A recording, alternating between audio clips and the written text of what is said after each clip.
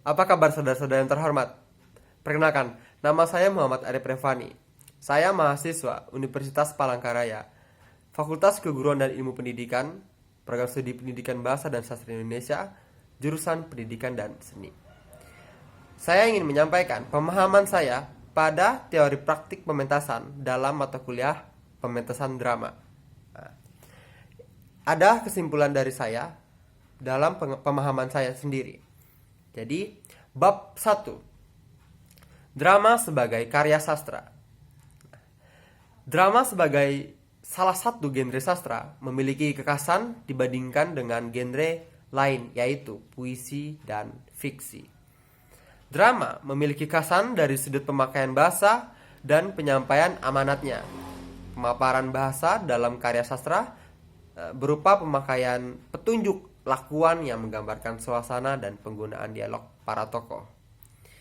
Drama sebagai karya sastra secara struktural memiliki elemen tokoh, jalan cerita, latar, tema, dan amanat.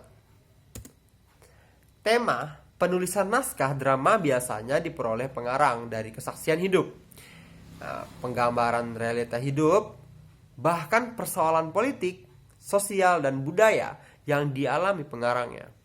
Nah, pesan yang disampaikan penulisan naskah terhadap kehidupan bertujuan untuk memberi informasi, mendidik, memberi hiburan, sekaligus mengkritik persoalan yang terjadi di masyarakat. Selanjutnya, drama dan konflik kehidupan ialah konflik manusia berupa lakuan yang tercermin dalam dialog dan petunjuk lakuan. Kisah perjalanan manusia dan berbagai peristiwanya adalah materi konflik drama sejak lahir dan mati, kawin dan cerai, melakukan kejahatan dan hukuman, perang dan damai. Nah, selanjutnya struktur drama. Menurut Waluyo, struktur drama terdiri dari: pertama, penokohan dan perwatakan; kedua, plot atau kerangka cerita; ketiga, dialog atau percakapan; empat, setting atau landasan atau tempat kejadian; 5. Tema atau nada dasar cerita; 6. Amanat; 7. Petunjuk teknis; dan 8. Drama sebagai interpretasi kehidupan. Selanjutnya, penokohan dan perwatakan. Nah, yang A, klasifikasi tokoh. Penokohan erat hubungannya dengan perwatakan. Watak tokoh akan terlihat dalam dialog dan petunjuk lakuan atau petunjuk samping. Jenis dan warna dialog menunjukkan watak tokoh tersebut. Berdasarkan peran terhadap jalan cerita, terdapat tokoh, protagonis, antagonis, dan tritagonis. Nah, tokoh protagonis adalah tokoh yang mendukung cerita. Tokoh utama ini biasanya dibantu oleh tokoh-tokoh lain yang terlibat dalam cerita. Tokoh antagonis adalah tokoh yang menentang cerita. Nah, selanjutnya tokoh tritagonis yaitu tokoh pembantu, baik untuk tokoh protagonis maupun untuk tokoh antagonis. Nah, selanjutnya B, karakter tokoh. Nah, ciri-ciri fisik dapat dilihat dari bentuk tubuh, wajah, dan warna suara. Wajah yang tampan lebih berwibawa daripada yang buruk rupa. Itu ciri-ciri dari fisik. Oke. Ciri-ciri dari psikis berkaitan dengan watak, kegemaran, standar moral, temperamen, ambisi, cita-cita, dan kompleks psikologis yang dialami tokoh. Selanjutnya, plot atau kerangka cerita. Pada tahap pengenalan diceritakan gambaran tokoh, latar, suasana, dan problem yang dialami tokoh. Pada tahap komplikasi terjadi persinggungan antar tokoh atas masalah dan peristiwa yang dialami yang makin memanas. Ada tahap pertentangan atau konflik terjadi pertentangan antar tokoh yang makin memuncak. Pada tahap klimaks terjadi konflik atau pertentangan puncak. Pada tahap terakhir, tahap penyelesaian. penyelesaian suka maupun duka. Itu tergantung naskahnya. Lalu ada setting atau latar cerita. Setting atau tempat kejadian berkaitan juga dengan waktu dan suasana. Setting atau tempat berhubungan juga dengan suasana. Setting juga berkaitan dengan waktu seperti pagi, siang, sore, atau malam hari. Selanjutnya, dialog. Ciri khas naskah drama adalah pemakaian dialog. Penulisan penggunaan ragam lisan untuk menuliskan dialog. Ragam lisan yang dimaksud adalah ragam lisan yang komunikatif dan bukan ragam tulis. Pemakaian ragam lisan sesuai dengan jiwa naskah drama yang nanti akan diangkat dalam bentuk pentas.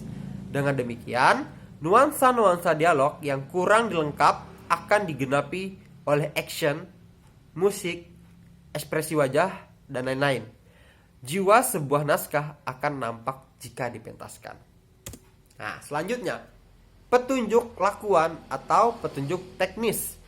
Petunjuk teknis atau teks samping berupa teks yang memberi informasi tentang tokoh, waktu, suasana, pentas, musik atau suara, keluar masuknya aktor, keras lemahnya dialog, dan perasaan tokoh.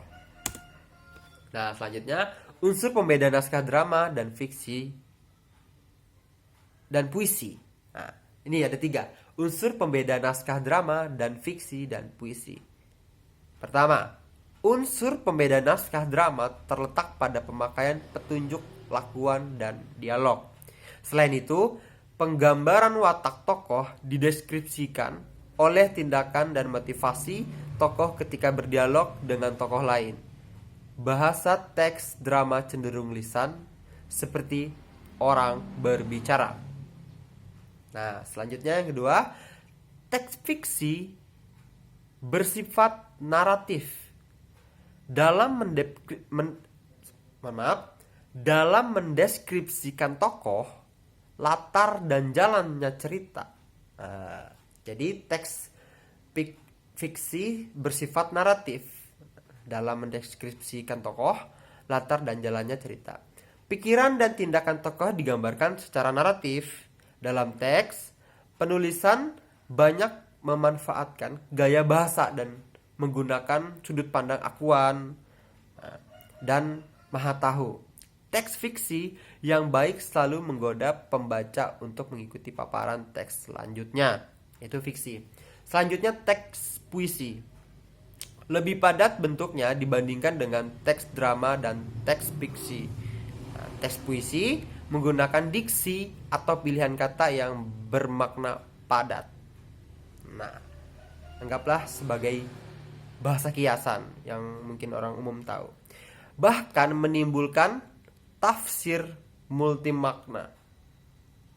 Para pembaca mungkin menganggapnya ini maknanya ini, dan pembaca lain juga menganggapnya makna yang lain. Itu maka bahkan menimbulkan tafsir multimakna. Teks puisi menggunakan berbagai gaya bahasa. Nah, itu saja kesimpulan dari pemahaman saya pada materi yang diberikan. Semoga untuk pendengar atau penonton saya bisa menikmati, bisa bermanfaat juga, dan menjadi wawasan baru atau ilmu yang baru kepada yang mendengar. Mohon maaf apabila ada kekurangan atau ada ucapan kata yang tidak berkenan. Saya memohon maaf setulus-tulusnya, dan saya berterima kasih kepada penonton untuk meluangkan waktu menonton video ini. Sampai jumpa, saudara-saudara.